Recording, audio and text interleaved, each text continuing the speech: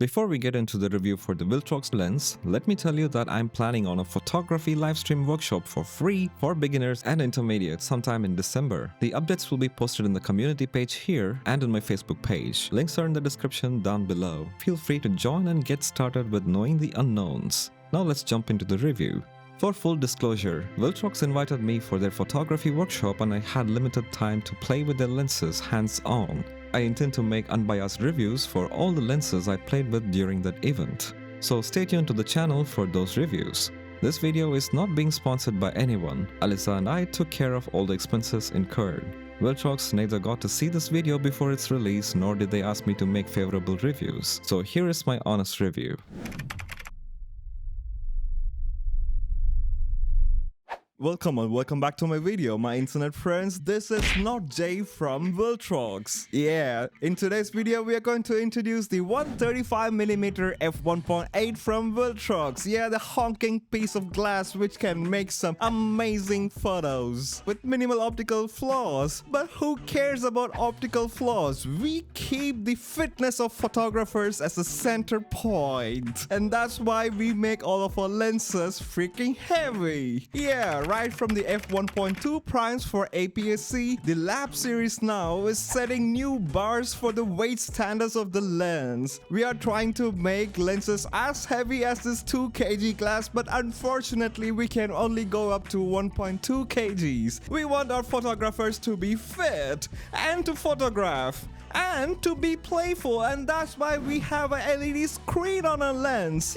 Yeah, how entertaining is it? Who wants to photograph like this anymore? We are going to photograph like this. Yeah, and that's why we want all of our lenses to have their LED screen on top. Fitness is more important. Yeah, let's start using our lens carried all day and photograph. Yeah, and that's what we are going for, my dear internet. All of our lenses going forward will be freakishly heavy compared to our competitors. Samyang and Sony making 135mm lens under 700 grams? Oh no, those are not for photographers. They don't care about the photographer's fitness, but we do. We in Viltrox do care about the fitness, and so we are going to make every single lens as heavy as possible. Yeah, we are going for this. We are going for this monstrosity of the weight. That's what we are going for. Jokes apart, this lens is great. The only flaw is the weight. And the price can be lower if there was no LED screen.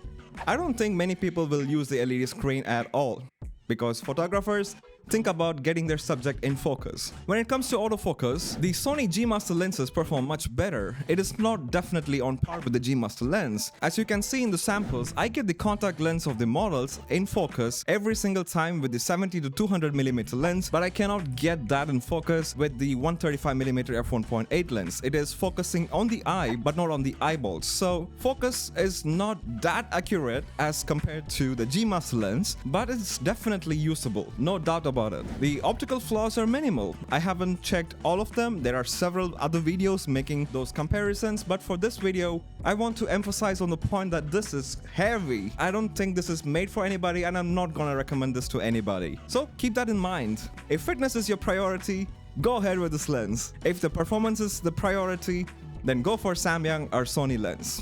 And with that said, let's wrap this video up. Please like if you like this video, comment and subscribe to this channel for more such videos. Bashing is given where it is deserved. Peace.